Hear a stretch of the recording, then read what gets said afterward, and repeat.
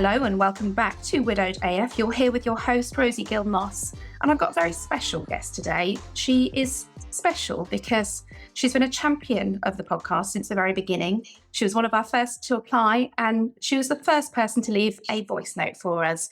So without any further ado, here's Steph May Hills. Hello, Steph. Hi, Rosie. How are you? I'm very well. I'm delighted to finally be speaking to you. When I messaged you to sort of check if you were still up for it, you said it had suddenly come along because you booked in January, and of course we're hurtling into June almost, aren't we? Yeah, it came around. Well, yeah, I feel like it's come around really quickly. So I don't know if that's a good or a bad thing.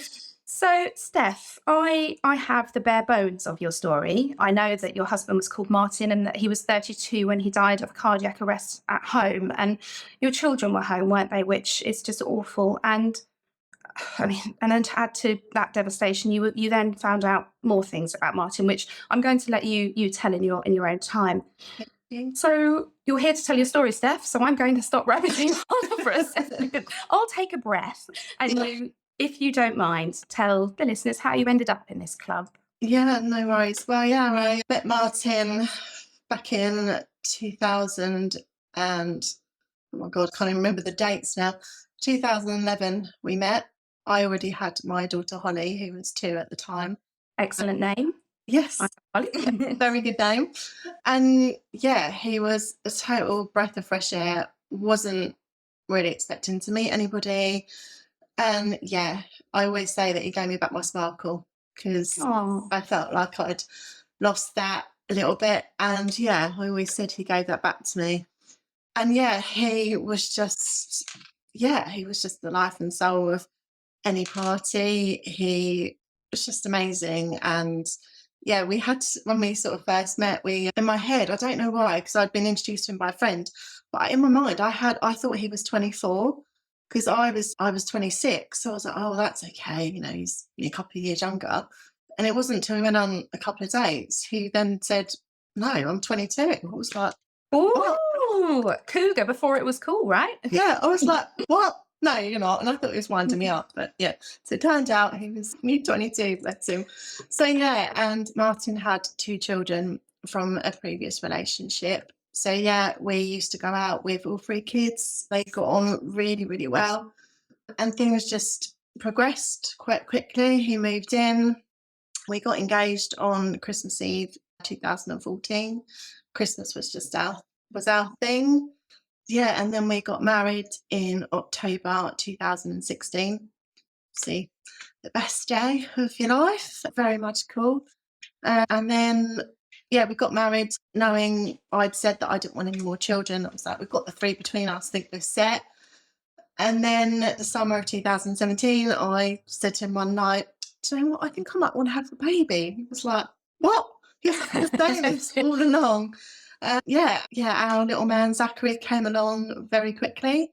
So he was born in June 2018 and just completed our family. It was just so nice to have a little one between us. So yeah, and we just lived our life, and Martin had his own landscaping business with my dad and my brother, and was always really hardworking, so supportive of all my crazy ideas that I would come up with. And yeah, so yeah, November 2021, Martin, it was on the Saturday, the 20th of November 2021, Martin had gone to go and pick his 2 children up. He went to go and get them as normal on a Saturday morning. He came home and I was taking Zachary for a little play date with one of his nursery friends.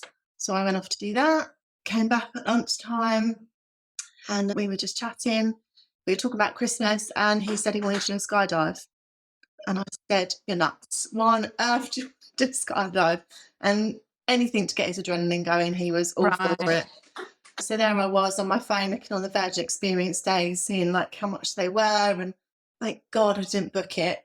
But yeah, I was looking at it, and then later in the afternoon I said to him, oh, can we put some Christmas lights outside? He was like, Steph, it's the 20th of November. I was like, yeah, but if we do that this weekend, we can do the inside like next week. That's quite restrained if you're big Christmas fans, actually. I've seen they go up in bloody September, I'm sure. Yeah.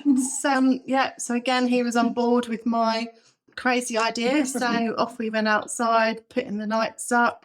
some neighbours walked past, you know, sort of commenting on our lights and stuff. Came in, had dinner with the kids. So, yeah, all 6 of us were sat around the table, had sausage and mash for dinner. Very standard, boring dinner. And Zachary went to bed. So, yeah, he was 3 at the time. So he went off to bed. And me, Martin, Holly, Scarlett and Preston, we sat and was watching a film, which bizarrely now when I look back on it, the film I was watching, I don't know if you've seen it, was that Last Christmas. Do you know, I haven't, because I know it will make me cry. Yes. So yeah, we were watching that and he said, well, have we never seen it? I said, well, I have. I don't know why you haven't. So yeah, we were sitting there watching the film and Preston, Martin's son, was sat next to him and he was falling asleep on his lap. And I paused the film and looked at my phone. It was 20 to 10. And I said, oh, come on, I think maybe we should go up to bed. And said to Holly and Scarlett, who were 12 and 14 at the time, I said, go upstairs quietly, don't get waking Zachary up, the usual stuff. So off they went. And I said to Martin, do you want a drink to take to bed? And he said, yes, please. And I don't remember ever looking at him as I said that. So he went off out of the lounge and I was in the kitchen. And I just had this mighty crash. And I just thought, bloody hell, those girls, what are they doing up there? Thought it was them. Came out of the lounge, went to go upstairs, but our downstairs toilet is sort of down the hallway. And I don't know, the door just caught my eye because the door was open a little bit and the light was on. And I just thought, oh. So I went in the downstairs toilet and found Martin on the floor. Oh my goodness. We had like one of those units around the sink and he was leaning against that. And I was really cross with him. I was like, Martin, what are you on the floor for? Get up, come on. Why are you on the floor? Yeah. And he wasn't responding to me. And I managed to get round him and the toilet to try and sort of look at him. And I just could tell straight away something wasn't right. I was sort of shaking him, calling his name. And I turned around and Scarlett and Holly were on the stairs. They were sort of looking over. And I just said, Holly, get me my phone. Scarlett, go next door, go and get some help. Like massive panic. Somehow managed to move him. So kind of had him leaning up against the wall. How I managed to do that, I don't know. I mean, he was a little bit taller than me, but he was quite muscly because of his job and stuff. So he was quite a load. And then strength, isn't it? Yeah, I suppose your adrenaline just kicks in. Yeah. And then, one of the girls, can't remember which one it was, one of the girls gave me my phone. And the next thing I'm dialing 999. And again, like, you never expect to be doing that on a Saturday night. And I think in my, hurry of dialing 999, I took a screenshot, but didn't realise I'd taken a screenshot till a couple of days later. And it obviously had the time. So I phoned 999 at 21:50 and I'd paused the film and watching at 21:40. So my goodness. So in 10 minutes your life changed. God, that made me go cold. It really has. Really has. So I phoned 999, said my husband was unresponsive, he wasn't responding, he was unconscious.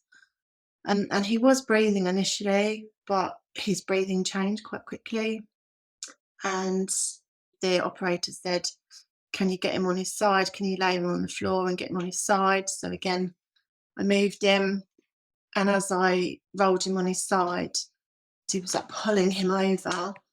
And I said to the operator, oh my God, I said, he's wet himself. And he just said, okay, right, I need you to clear his airway because it was almost like he was choking. But I couldn't get my fingers in his mouth because he had his teeth clamped shut. Oh, Steph. And I was saying that to the operator. I was like, I can't. I was like, he's got his teeth clamped shut on his tongue. I was like, I can't get my fingers in there. And then his breathing stopped. So the operator said, right, I need you to get him on his back. I need you to start CPR. I'm a dental nurse and we do medical emergency training once a year at work and you practice on the dummy. Never in my wildest dreams did I ever think I'd have to do that on anybody, let alone my husband. So Your 32-year-old husband as well. I mean, in all of this, I keep thinking he was 32. yeah, 32. 32-year-old husband on the floor in the hallway on a Saturday night, and I'm now kneeling down performing CPR on him. It must have felt like an out-of-body experience. It really must. Like you're Absolutely. watching somebody else do this. Yeah. And it was weird because I think in any kind of situation when there's something happening, probably a bit like you, if something happens to the kids, you automatically call for John. And I kept thinking, I need him. I need to call for him. But he was the one there on the floor. Yeah. So I couldn't do that. And I remember thinking, shit, I'm here on my own with 4 kids. Like, What the fuck do I do? yeah, fuck. So obviously I started CPR on Martin, and the operator just kept saying to me, you need to count. I want you to count out loud. And I was counting, and he said, if you lose count, start again. So I just was just in that zone. I was just, on him. I was counting, lost count several times and just kept counting.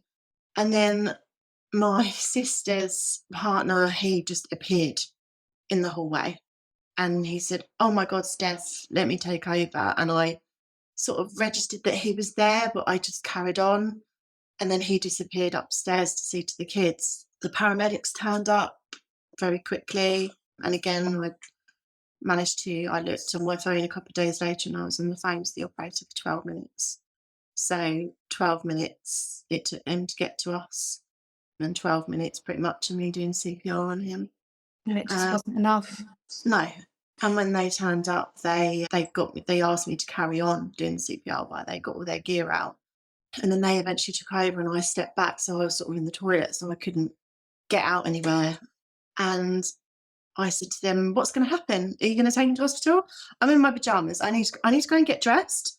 I was like, I can't go to the hospital in my pajamas. Yeah, I'm nodding my head off here like that Churchill dog, because yes, I can remember thinking I haven't got a bra on. Yeah, I'm just like, I can't go to the hospital in my pajamas.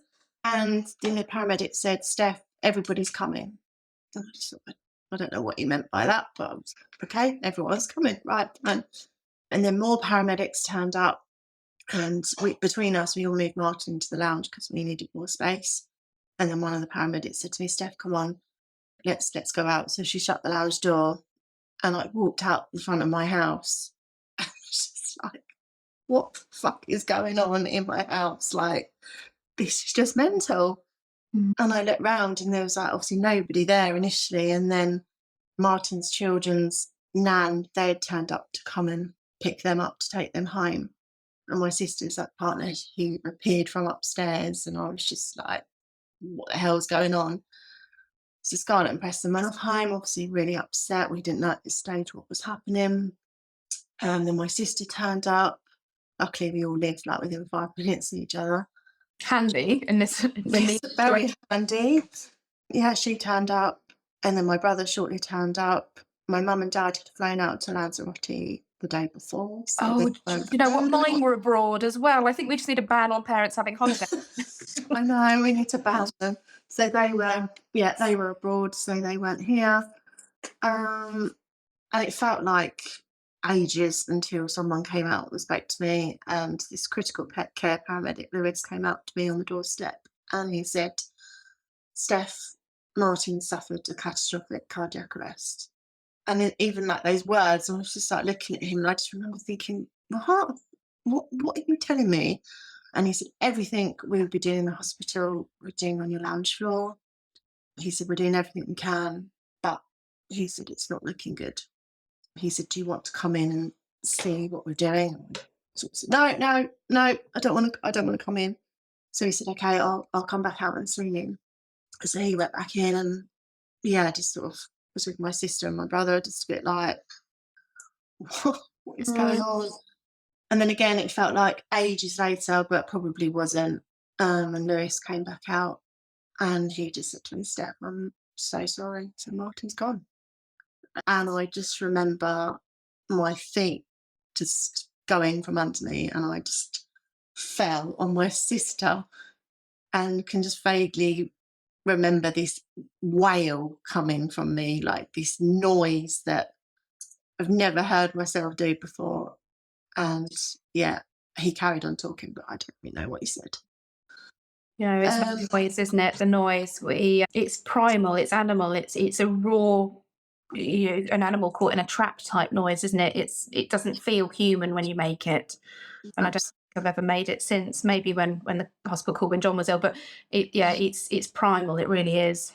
yeah, and yeah, I mean, obviously, it was just crazy. How could we have been sat watching a film with the kids one minute and the next, all of this chaos was going on, and I found out at a later date that there were 12 paramedics and there was an air ambulance team there. There was an anaesthetist. They were all in my lounge, all in my front room. Oh, I mean, I suppose probably not at the time, but now, is that any comfort to you that so many people tried to save him? Yeah, definitely. Yeah, I Mm. mean, knowing that all of these people came to our house on a Saturday night just for one person is just incredible. Like they just Yeah. threw everything they had at him. So now the kind of initial shock has waned, and you're kind of through, that horrible early trauma of it all. Do you take a little comfort from the fact that so many people tried to save your husband? Yeah, absolutely. I mean, knowing that all of these members of the NHS were here at our house just for one person, Yeah. just to save him is incredible. I mean, there was probably thousands of other cases going on that night, and there were 12 members of the NHS assigned to us. And in a way, it kind of blows my mind because I think from watching TV and stuff and seeing these things, like there's never that many people, but Yeah. 12 of them. Oh my God. But Martin probably would have loved that. He loved being centre. Would he? He'd have loved to be the centre of attention. Yeah. And I do. I mean, I know that the RNLI, when they were doing their training exercises out in the channel, they were deliberately doing them around the area that Ben had gone missing for several weeks, in the hope that they may be able to find him. And I took, and I still take, some comfort from that, because you want the rest of the world to care like you care when something bad has happened, and in showing you that they are trying so hard to help them. I don't know. It does matter. It really does. And it's awful when you hear about people having delayed responses that perhaps could have saved them. Yeah. And it sounds like they did absolutely everything they possibly could with Martin. And oh, Yeah, it was mad because I think it was sort of after the new year. I just felt like I had all these questions about what they actually did that night in the lounge, obviously, because I wasn't there.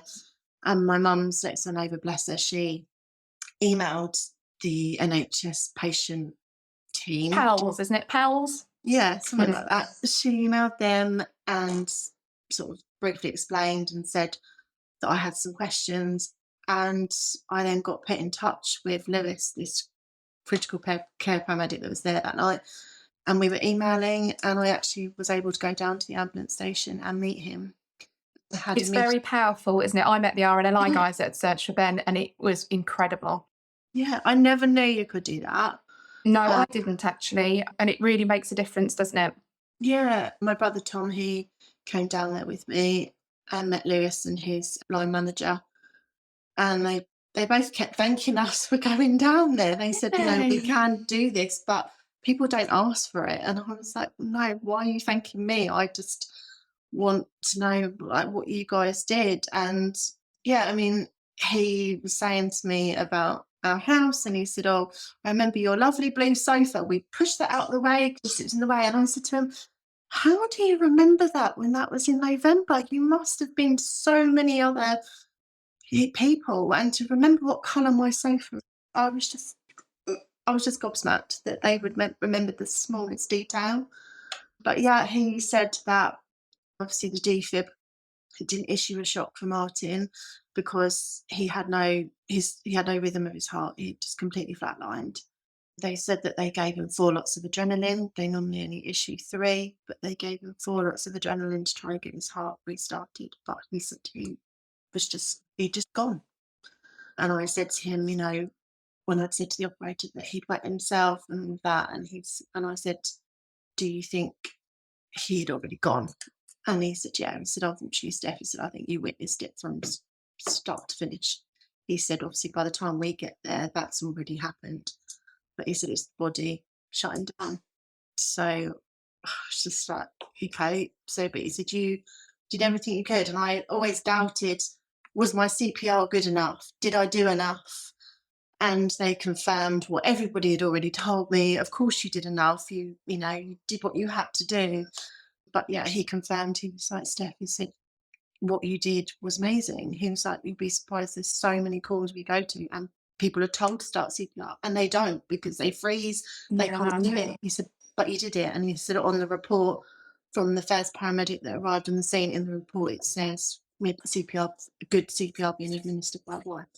Oh, that must again give you a tiny little sliver of comfort, because that is an enormous responsibility. And you said yourself that you have CPR training. I mean, I've done CPR training, but many years ago, and to then be responsible for attempting to revive your husband. I mean, you can understand why people might freeze. And I mean, I can hear what a powerhouse you are, Steph, and it doesn't surprise me for a second. And this image in my head now that you just kept counting, it like almost like a kind of meditation technique, even like to distract you from what you're actually doing, just to keep those numbers in your head. Yeah.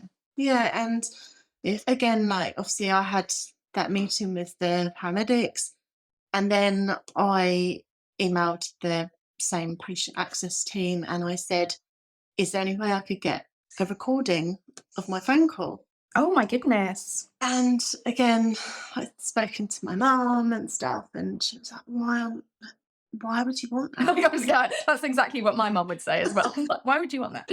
And I said, I don't know. I said, I don't know if I ever want to listen to that, but I feel like that's my last 12 minutes with Martin. And I said, maybe one day I'll want to listen to it. But I said, if I don't ask now, then in the years to come, they might say, no, sorry, it's deleted, it's too late. So I emailed and I got the recording and it saved on my phone. And I did actually sit and listen to it with my mum.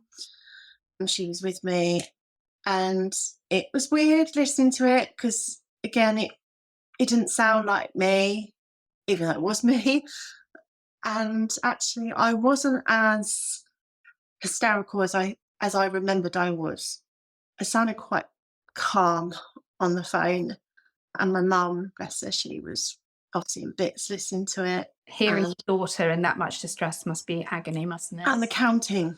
And she said, you must have been exhausted.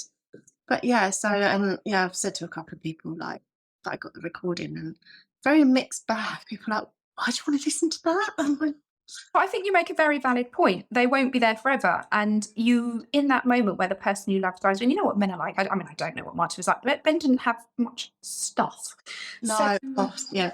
I mean, it'd be crazy if I went first. But you'd want to grab every tangible piece of them that you can. I found an old voice message a couple of years in, and I like sent it to everybody by WhatsApp because I was so scared I'm going to lose it. So you can't get it back, can you? And you have listened to it. Even if you don't listen to it, just having that sort of piece of and it's part of your history. It's part of what happened to you and what happened to Martin.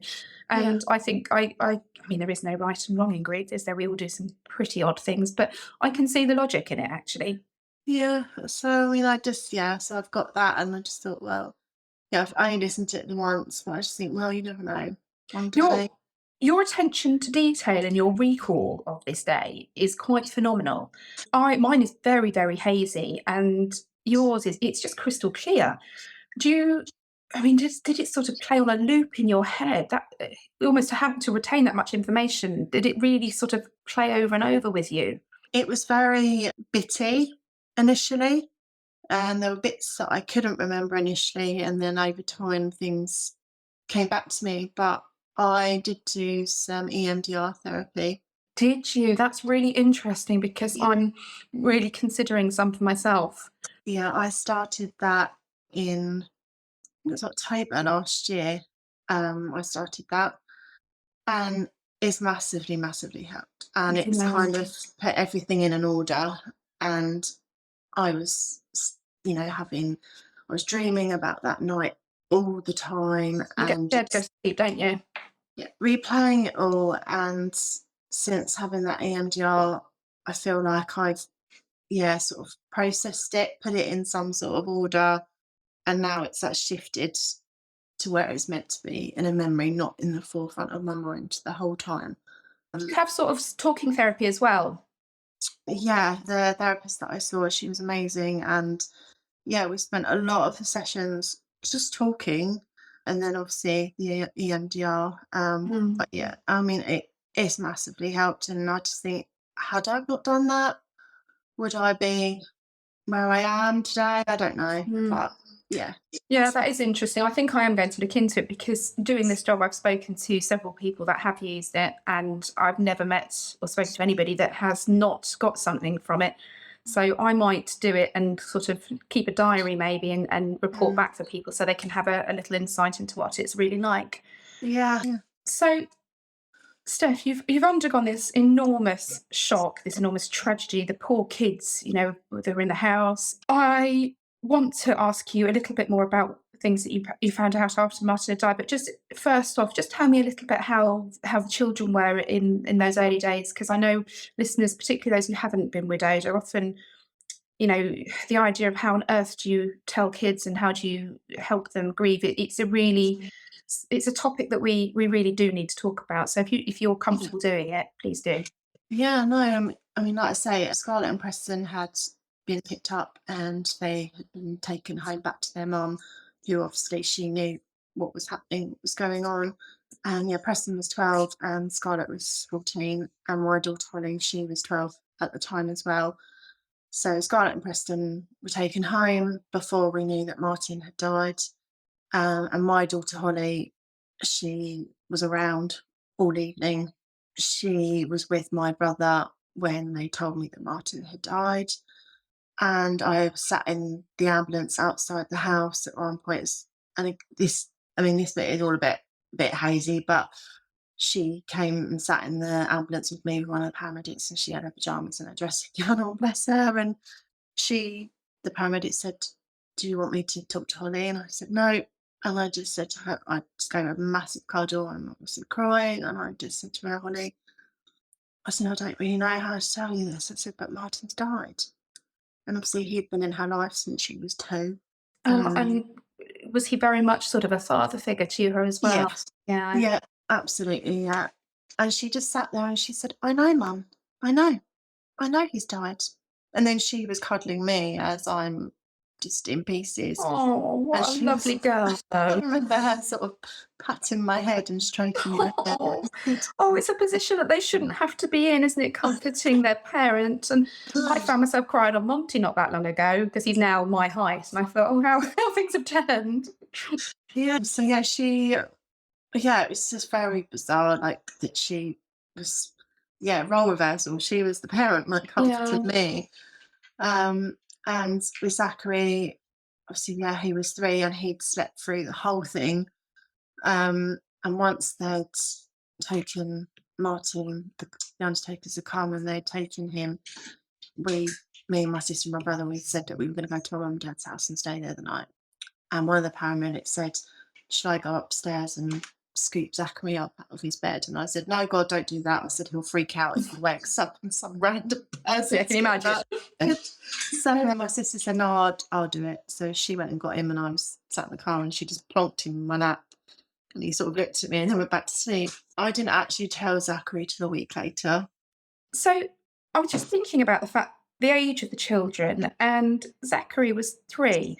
Now, my own experience in a very young child is slightly different because Tabby was 6 months, so you cannot tell them that this has happened. They're aware that something enormous has happened, but they don't have the vocabulary, the language. But a 3-year-old does have a little bit more of language and vocabulary. But what they don't have yet is the kind of emotional maturity to process something that's enormous. Mm. So I just wonder, how on earth do you tell a 3-year-old? Yeah, I mean, with Zachary, I didn't actually tell him till a week later. And on the Sunday morning, when he woke up and we was at my mum and dad's, he was asking questions, "Mummy, why are we at Nana and Granddad's?" And I said, "Well, we just came here last night and we stayed here." And he said, "Where's my daddy?" And I said, Daddy's gone to work. So he said, okay, Daddy's gone to work in his big van. I said, yeah, Daddy's gone to work in his big van.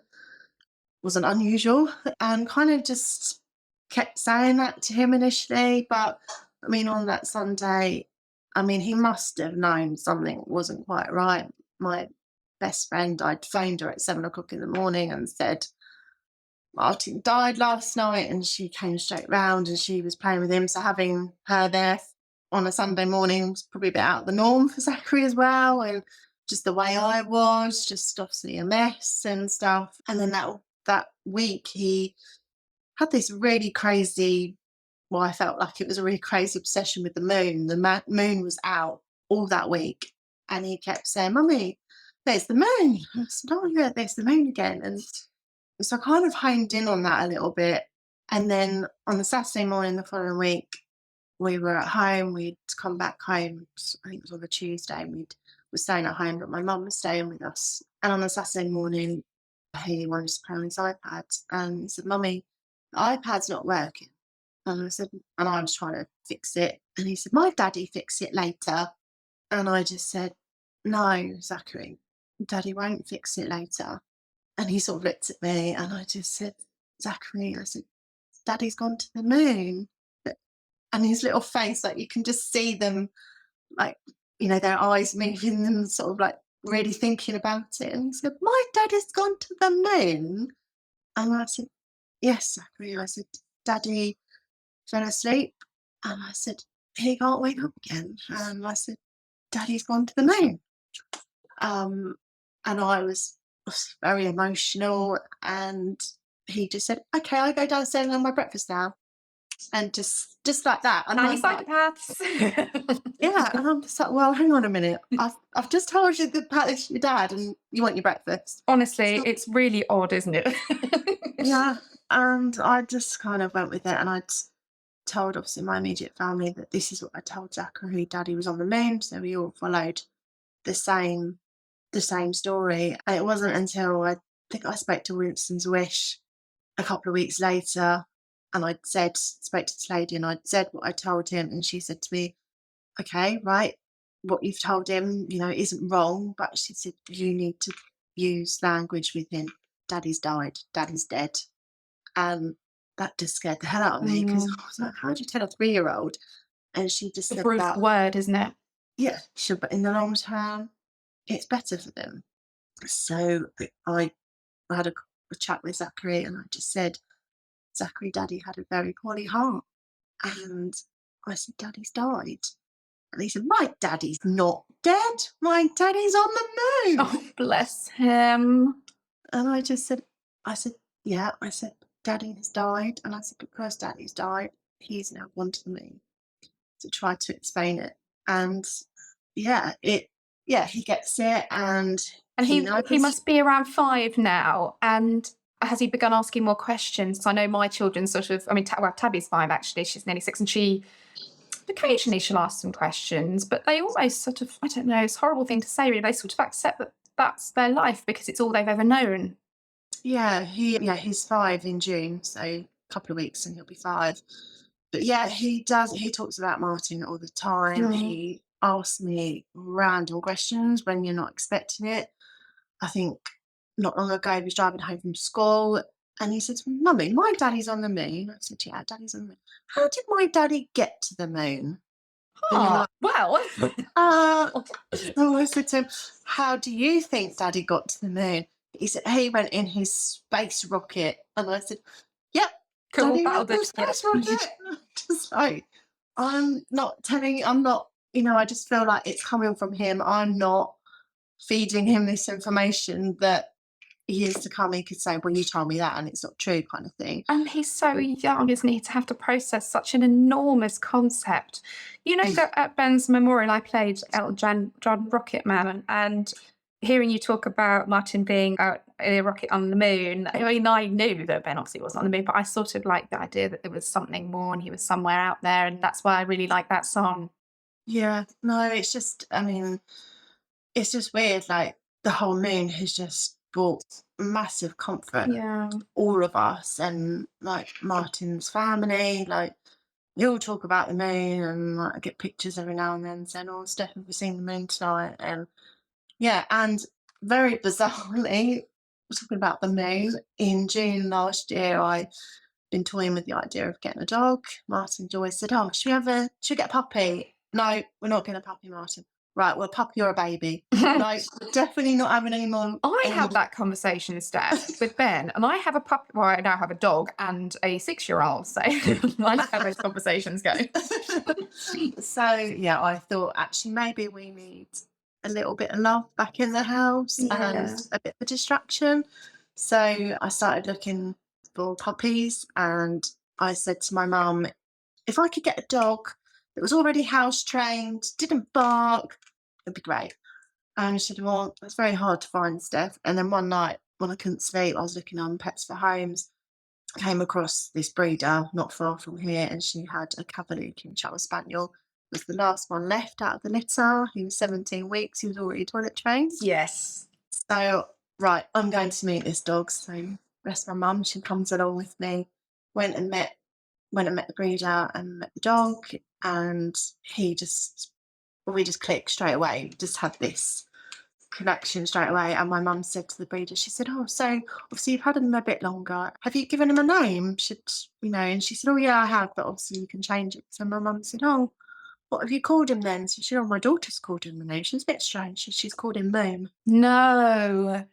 And my mum really fell off the sofa, and I just went, Well, I love stuff like this. And as you were talking then, I just noticed on your hand, you've got a moon tattoo. Obviously the listeners can't see it, but that's lovely. I had a little feather for Ben. yes. Yeah. So she said, "Oh, is moon significant then?" I said, "I've got a moon tattoo on my hand." And I said, "Oh, when I emailed and said to you about my husband?" So she said, "Yeah." And I said, "I told my son Daddy's on the moon." She was just like, "Oh," and she got all emotional. So yeah, we now bought Moon homes, and yeah. They're wonderful, aren't they, dogs, when you're grieving? They really are. They sometimes feel like an extra responsibility, but that unconditional love that you so desperately miss, you get a little bit back. Yeah. Now, Steph, I am going to ask you the sticky question. I am going to ask you to tell me a little bit about what you found out after Martin died, but you, as always, it is completely what you want to reveal and what you don't. It's your story to tell. But I think it's basically the way that you're speaking about him is so loving and so fond. And I know what you found out, so I have a sort of the insight that the listeners don't have yet. And I really admire the way that you have managed to keep the love. And I'm really interested to know how. So please, if you would be so kind to reveal all. Yeah. So yeah, Martin died on Saturday, and then on the Tuesday, so 4 days after Martin had died, I was talking to Scarlett and Preston's mum on the phone at home, and we were just talking about everything. And she said to me, "Steph, I need to ask you, how much do you know about a certain girl?" And I just said, "Oh, well, I know of such and such," but she said, no, another girl. And I said, "Oh, well, I don't know. I've not heard that name before." So she said to me, "So you don't know Martin's got another son then?" What? And 4 days after he's died. 4 days, and my heart I just remember my heart just stopping and just felt physically sick. And I just said, "Sorry, what? Martin's got another son?" So she said, "Yeah, he's 13. Bloody hell. So And I don't know if that was worse, that he was older, or saying, "Oh yeah, he's got a 2-year-old." I don't know. no, he had this son before you met, Yes. but he didn't tell you. Why? Never told me about his other son. Yeah. I suppose you can't actually ask him to find out why. This is the really awful thing when people find out secrets when people die, because the person that can answer your questions isn't there, and the person that you could shout at and throw a baked potato at isn't there. Exactly. Yeah. And initially, I don't know. I kept saying to her, "Are you sure? Are you winding me up?" And she said no. She said, and the more she spoke about it, she'd always known, And she said, I'd said to Martin years ago, like, does Steph know about his son? And he said, no, she doesn't need to know. So I beg to yeah, differ on that front, but did he have contact with this son, do you know? no, No. contact. Didn't see him. Didn't like financially. Didn't support and stuff. And yeah, I don't know. I just felt like someone had literally just kicked me in the stomach, and my husband had just died. Yeah, I'm being told this massive secret that I never knew. And I just remember feeling, what the fuck am I meant to do with that information now? Yeah. He's not here. I can't, like you said, I can't scream at him. I can't phone him like, what the bloody hell is this? So yeah, I got off the phone to her, and then I phoned Martin's nan and his mum, and I said, is this true? And they said, oh yeah, that was a whole lifetime ago. That was before he met you, Steph. And I said, so it's true then? Yeah, it's true. It was a one night stand, and she didn't want Martin to have anything to do with his son, and that's the way it'd always been. But the fact that his mum was confirming what I'd been told was This is really what I'm hard. hearing, this sort of feeling of being left out of a secret. It's quite Yes. sort of It's just that feeling like everybody knew, and even like, and I'd spoken to a couple of his friends and they knew about it, and I just felt like the idiot that didn't know. And I was just like, well, I was only married to him for God knows how long, and known him for like 10 years and never knew this part of his life. And it was really, really hard. And going to see that therapist the end of last year, we spent quite a few sessions talking about it and dealing with it and processing it. And I don't know, part of me is just so angry with him. Yeah. And I just feel like, why didn't he just tell me? Like, if he'd have just told me in the very beginning, would it have made any difference? Probably not. Like, but then I suppose, when is the right time to drop that in? And I The guess night if you hadn't said it sort of early on, it then becomes the elephant in the room, doesn't it? And I guess if he wasn't having contact with the child, then, or the mum, he perhaps thought that, the door on that life was closed now and there was no need to bring you into it. But the thing that we fear when somebody we love dies is that you're going to find out something that you didn't know. And I can vividly remember going through Ben's phone. I mean, we had each other's pins and stuff, but we weren't, phone checkers. And I needed to get some numbers out, and that sort of trepidation of, oh, what if? Well, I didn't think he'd been having an affair necessarily, but even if he'd kind of been moaning about me or something like that, and fortunately he hadn't. But look at Lulu and the story she found out when her husband died. It's like an extra layer or an extra. We talk about these bags you have to carry, and it feels an extra weight you have to bear. Yeah, social media just drove me absolutely insane the days and weeks that followed after Martin.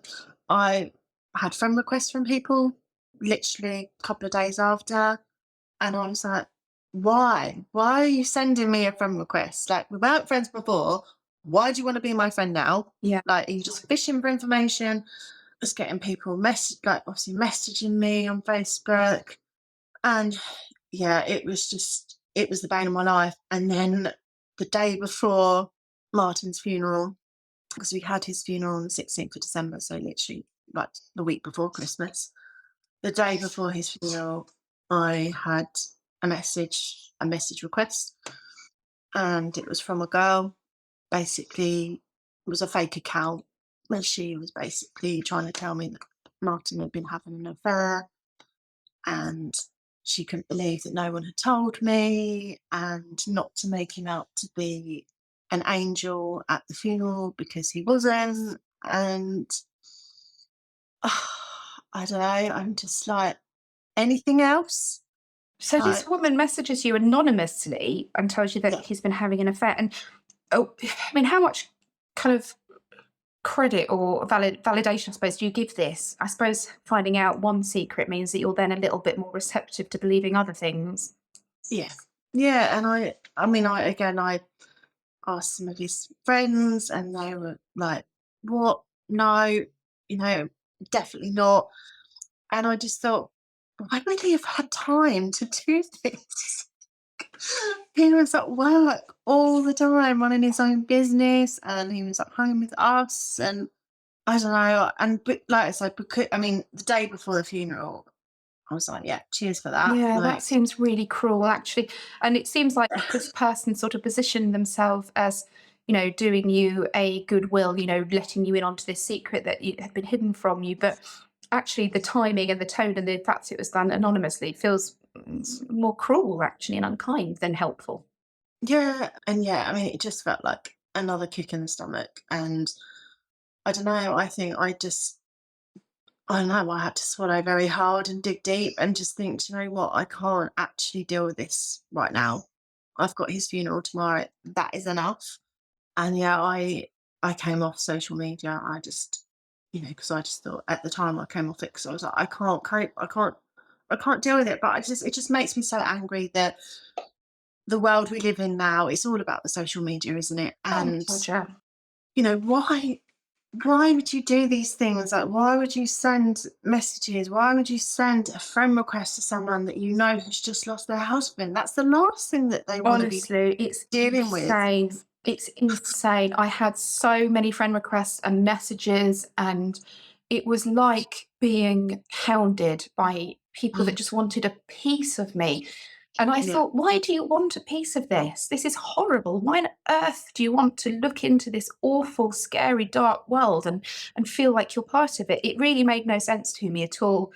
And I think what we do here is shine a light into the realities of it. And it's a very different approach, isn't it? Whereas this kind of need of, we call them the grief tourists, the need to sort of find out what's going on under the guise of being helpful. It's very, very weird. Yeah, it's so strange. And I even now, like, obviously on Facebook or whatever, and you see someone that that's lost someone, like, I really hold back now. Like, I don't rush to comment. No, I don't. I tend to privately message them because I think actually this is not an Instagram post searching for likes. This is generally a way of informing people Mm, and the quickest and the easiest way possible, because in this day and age that social media is the quickest way to reach people. But yeah, yeah, definitely. it's insidious. It's the way it comes at you. It is quite scary. Yeah, I mean, and yeah, just obviously going back to the bombshell of Martin's secret son, his mum wanted to get in touch with me. I was going to ask if you'd had any contact. Yeah, she wanted to get in touch with me, but I was very much like, I don't know what to say. And I also felt she could tell me anything because Martin's not here to defend himself. Yeah. And I thought, you know, I've not known about that part of his life for 10 years. Why have you suddenly come out of the woodwork now? He's died. And if you wanted me to know about your son, you could have told me anytime. Why now? So I haven't had any contact with her. And in the very early days, and even now, I felt so anxious about being out and about and people knowing who I was. And Martin was very well known. Everyone knew him. And I was so worried that would, I'd be out and people would be looking at me and going, oh, that's Steph Martin's wife. Yeah. But not knowing that was happening. And in January last year, I went out with my sister and Zachary and her little one to this farm park near us, just for the afternoon, just to get out. And the kids were playing, and my sister and I were just sitting talking on a bench. And a couple of days later, I got a message from this girl's mum to say that they'd seen me at this farm park and they wanted to come over and talk to me and offer their condolences, but they felt it wasn't the right time to do that. No shit, right? Yeah. And she said, we love Martin for giving us my grandson, blah, blah, blah. And it just made me feel physically sick. This whole feeling like I was going to be out and someone would know who I Mhm. was. But then she confirmed that is a reality that happened. The public property is that everybody has an Yes. opinion on how you're living your life as well, which can be, people don't always mean harm, but it ties into this, the expression I use of being the kind of troll under the bridge, where you got to kind of hide under there because people don't really want to. They don't really want to know how it feels. Like, No, they just like to be nosy. And I just, when I knew that they'd seen me, I got in a right state about it. And I was with my sister again when I got this message, and I was just in a rattled state. And I just said to her, this has just confirmed how anxious I was feeling about being out and about, and people seeing me and not knowing who they were, and people looking at me knowing exactly who I was. And I said, she's just confirmed that. And whether it's silly or not, but I've not been back to that farm park since. have you not? I can remember going to soft play quite early on. I just had enough of being in the house, and the looks and the nudges and the recognition, because where I was at the time, a fairly small town, and everybody knew, and you just feel under the spotlight at a time where you are at your most raw and your most vulnerable, and you don't want to be looked at. You want to just be comforted and told that this isn't going to last forever, and nobody can do that for you at that moment, can they?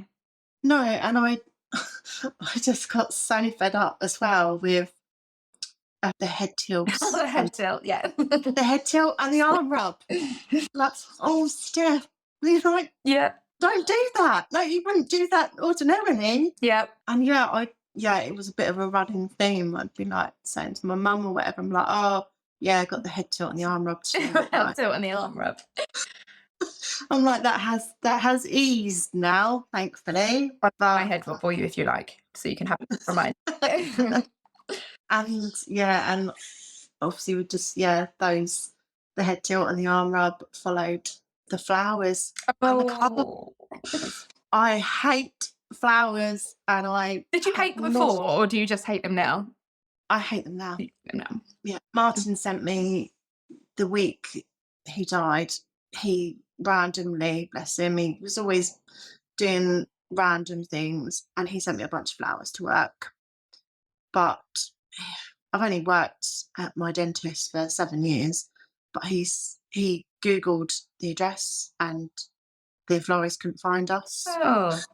I was just like, you know where I work. So but no, he sent me some flowers on a Tuesday, and then he died on the Saturday. And the flowers and the cards just kept on coming. Yeah. And mean well, don't they? But it's, as we said on point, it's just it's something that you have to keep alive, and then it will die. Yeah. And I just I had to initially. I put some of the cards on the windowsill. My mum did, and then I just sat there one day, and I was just like, I've got to take them down. I don't want to look at footprints in the sand and angel wings. I was just like, this is just crap. I don't want to see these flowers. I don't want to see the cards. And was just so angry about cards and flowers. And then I think someone sent me a bunch of flowers like 2 weeks after. I remember saying to my sister, I was like, is there not an expiry date to send the flowers? I know. Within 2 weeks, don't bother. And they're so expensive as well. I always feel really bad moaning about them, but they are, in that moment, it's just something that you could do without. Yeah, definitely. And just the whole card situation. And I'd got all the sympathy cards. And then because obviously it was the run up to Christmas. Oh God, all the Christmas cards too. I was like, great time in Martin. She's on that one, isn't it? Wishing somebody a Merry Christmas when that's just happened as well. You'd be like, season's greetings. You'd fish out the season's greetings card from the pack for that one, wouldn't you? Yeah, but I was getting cards sending you sympathy at Christmas. Oh, ouch. Who knew there was such a thing? Who knew there was You've already sent me your sympathy. I don't need it twice. I kept all mine in a box. I think one day I'd like to go back through them. But interestingly, Ben's ex-girlfriend, who I'd never met because it was somebody he went to university with, she wrote to me quite early on, and I was furious about that. And she wasn't, revealing anything. She just wanted to make contact. But even that sort of lit me up like a firework. It doesn't take much, does it? But no, it's really, like I haven't written a single card since Martin's gone. Have you not? Because I just feel I don't know, this whole card thing just really angers me. And also, Steph, I'm I not, send my guests a card after their episode airs. Should I do this here? Would you prefer a postcard? yeah, it's in a postcard. But yeah, no, I just, and also, if I write, like, the thought of writing a card, I don't want to write It's three Mr. Smart, names isn't it? instead of four or whatever. Like, I just, yeah, it's just that reality of writing it and not writing Martin's name. I'm like, Yeah, do you know, I had, it's another thing I'd forgotten, is that not wanting to write cards, because yeah, the first Christmas, it feels really weird. And I found the kids' birthdays, like, do I put his name in the card? I mean, is that weird? It really, I didn't in the end, but I had forgotten that horrible bit where you have to write cards. yeah, and also, like, it's not just writing the card, it's the buying the card Mhm. and go in the card shop. And yeah, the husband cards are always next to the dad's cards, or Oh, Father's Day is next month, card. isn't it? That's always fun. Yeah, and you just I just don't want to be here starting looking for a card and I've got I love you husband next to me or whatever. So yeah, and anyone that knows me, and yeah, my They know you amazing, love them. You don't need to send a card. I Now, know. Steph, tell me, I'm just going to ask you just to tell myself and the listeners what life looks like for you and the kids now. Do you still have contact with Martin's children? Do you still see them? Yes, I do. Charlotte and Yeah, Preston, that's his children, isn't it? yeah, I still see them. So I met them when they were 3 and 5. So yeah, they're part of the package. Yeah, Really. it's nice to hear that actually. It doesn't always translate over, but I mean, we're a blended family, and you know, you become a unit, don't you? You love them, and they love you. And I was hoping that you would say that you still had a relationship with them. Yeah, I still see them. They come over at weekends and they're coming over tomorrow actually and staying the night. So they're coming over. But yeah, that's never changed. I still see them. I still have obviously speak to them all the time. And weirdly, like, again, like you bump into people and they're like, oh, do you still see the kids? And I'm like, yeah, people are quite surprised by that. They're like, oh, do you? Oh, that's really good that you. Why would I not? Like, And this is the thing, I would always assume that you would, but it does seem that sometimes it doesn't work out like that, it is really sad. And what about yeah. you, Steph? How are you doing? Yeah, all right. I have good days, as we all do, and have really shit ones. But yeah, I didn't go back to work until September last year, so I pretty much had the whole of the year off. I just wasn't ready. No. I did randomly go back for 2 weeks in February last year, so not long after Martin had gone, and I did 2 weeks because I think at the time I was like, right, well, this is what I need to do. I need to go back to work. And I was waiting for the post-mortem results, which took 13 weeks to come through. Did they give any indicator of what had caused it? Sorry, I've completely poked in a question. Yeah, 13 weeks of tests and whatever, and yeah, they put it down to sudden arrhythmic death syndrome, which is where somebody has cardiac arrest and there's no reason or cause as to why that happened. It's the adult version of cot death, isn't it, that I've heard it described as. I lost a friend to the same thing at university, just after university, and it just came out of the blue with no warning, and it is just devastating. Young fit men just dropping dead. Yeah. So yeah, I'd done 2 weeks in February last year and then got the results of the post-mortem, was just like, no, I can't be at work. So yeah, I had the rest of the year off, went back in September. Zachary started school in September last year. But yeah, life's okay. It's tough. It's hard. And I feel a bit like, at times I feel like I've gone full circle because, like I said, before I met Martin, I was a single mum with Holly. Yeah. And I was working and I had her. And I feel like I've just gone full circle and I'm right back to where I started. A single mum, but this time it's 2 children and a widow. I was going to say, don't forget your widow veil. And a widow. And I get really frustrated about that at times because I'm like, this isn't fair. No. Why have I got to do this again? Yeah. But then whether it's helpful or not, I don't know. Some people say to me, well, the fact that you've done it once, you know, you can do it again. Oh, it's a bit different though, isn't it? Because you're managing grief at the same time, which is, and I know that breakups can cause a form of grief, but not like this. No, and yeah, it's yeah, I feel very, I get really angry about it. And even on Zachary's first day of school, Oh God, yeah, I did first day of school last September as Yeah. well. Mm. and I did Holly's first day at school with my mum.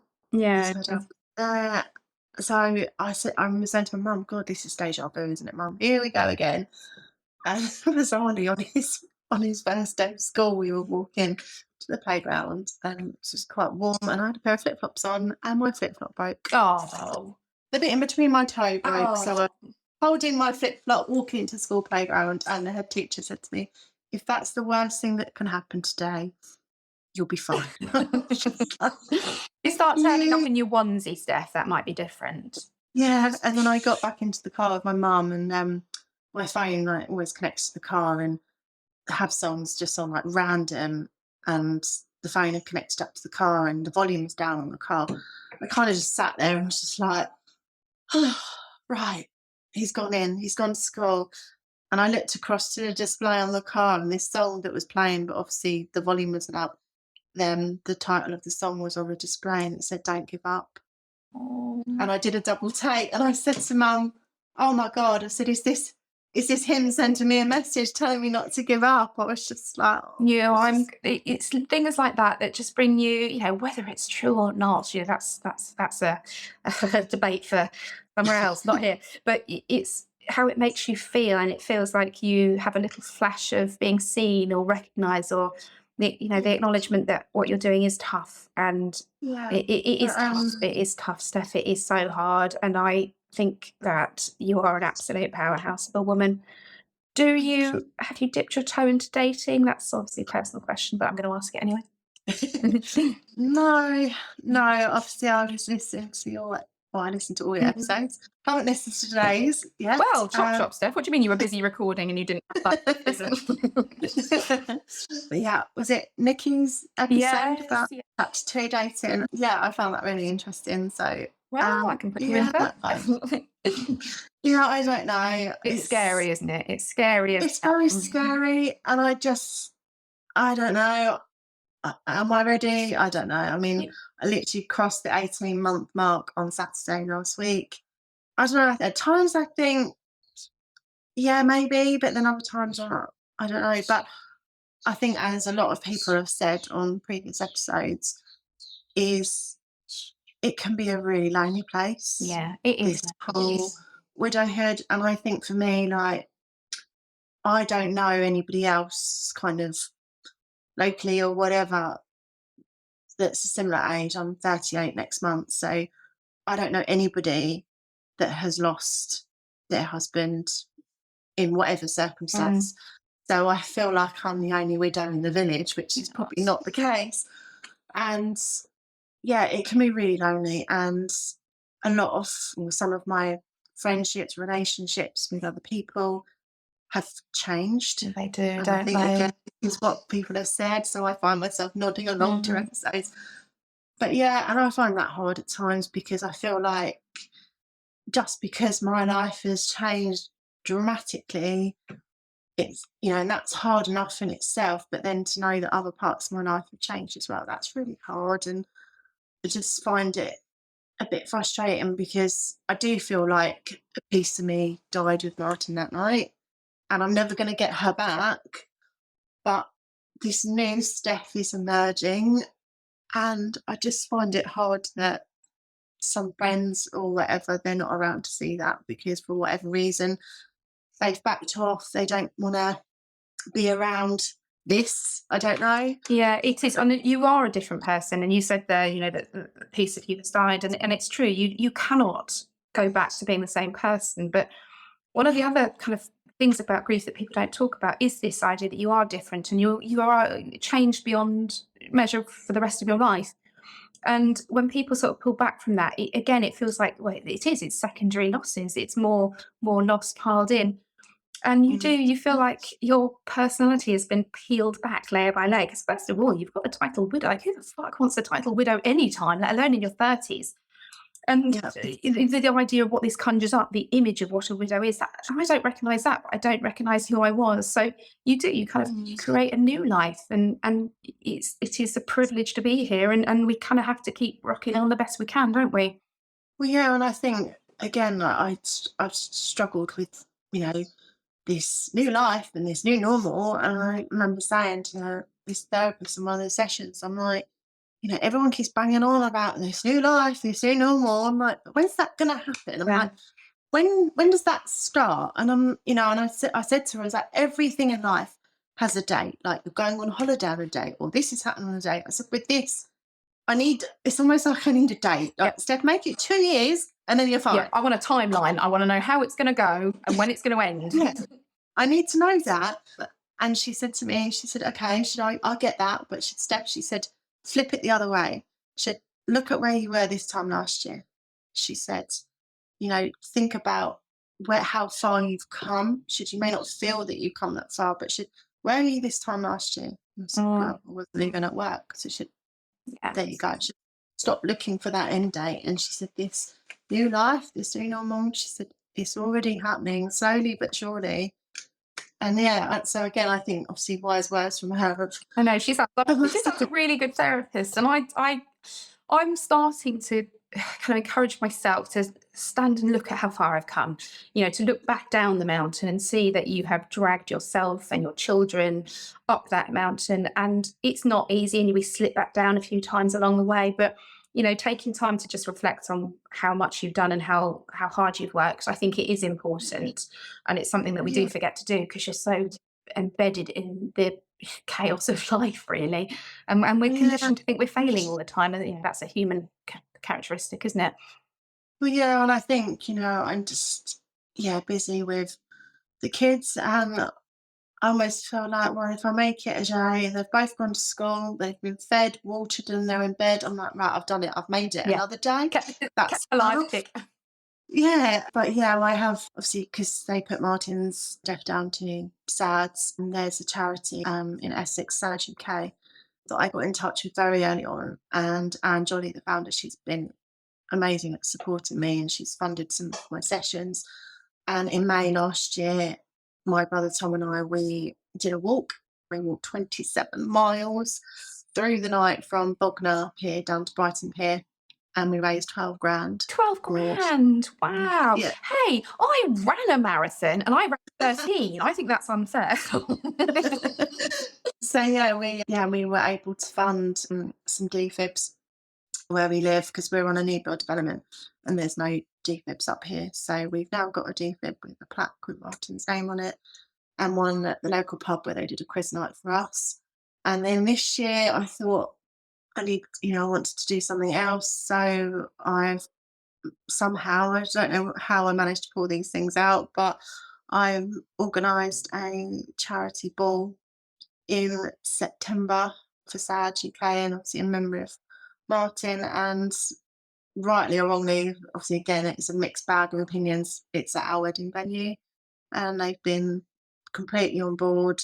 Yeah, I've got 100 people coming. You never Yeah, know when it is and if you've got any more tickets, because if I can, I I'll try and will. come and support you, because I will. it's I've written down the word legacy as you've said that, and I think this idea of leaving a legacy and doing something in their name is quite powerful, and it's a recurring thing that I'm hearing, and I really like the idea that you've taken something so awful and catastrophic, and as a result of it you're trying to do some good in the world. And I think I've said it earlier, but it speaks volumes about the kind of person that you are and your refusal to let tragedy defeat you, because my God, there's times along the way when we all feel defeated. There's times now when I feel defeated, but you don't let it pull you into the abyss, and that takes balls of steel, if I'm honest.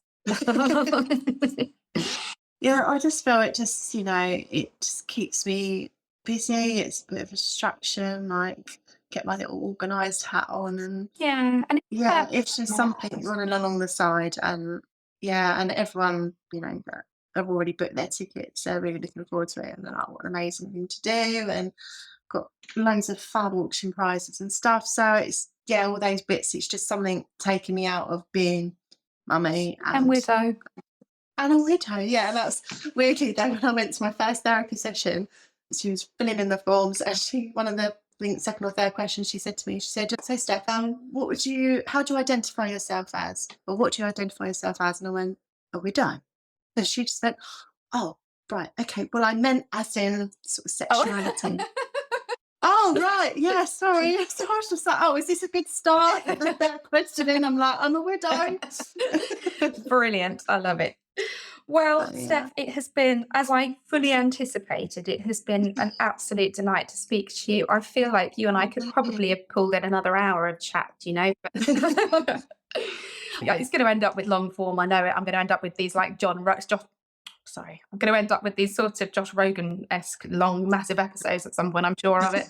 Well, I mean, thank you for coming on and sharing what is your most intimate and personal story, because it isn't often that we get to sit and tell the story of how we got here from beginning to end. And you will probably go away from here and think, "Oh no, I didn't say this, I didn't say that," and you feel like there's still so much more information you want to put in here. But I want you to know that you did him proud, you did yourself proud, and I think you're amazing. So thank you ever so much for coming on today, Steph. I know that we will stay in touch, and I know that our listeners will be really grateful for your candour and your honesty in this instance. So thank you. Thank you. Well, thank you for having me on and stumbling across your Instagram or podcast back in January. It's a bit like my therapy at times, because I feel like I can relate to someone, and I'm like, actually, no, I'm taking a it picture. it isn't just me feeling all these things, and I'm nodding away, and yeah, like, it's just my little bit of a therapy on a Monday. I'm so pleased that you get something from it, because we put these out, and it's a funny media podcasting, because you don't really know what people are making up unless they give you feedback, and receiving feedback from people like yourself has been completely invaluable in building what we have. And I hope you continue to be part of the WEF tribe, because I will do. I Yes. wish you weren't here, my darling. I wish you hadn't had to go through that, but I'm very glad to have you in our team. So thank you from all of us for today, and you take care of yourself. And for everybody else, we will be back on Friday, where we'll have a chat about Steph's episode and have a little opportunity to talk a bit more between John and myself. So as always, take care of yourselves.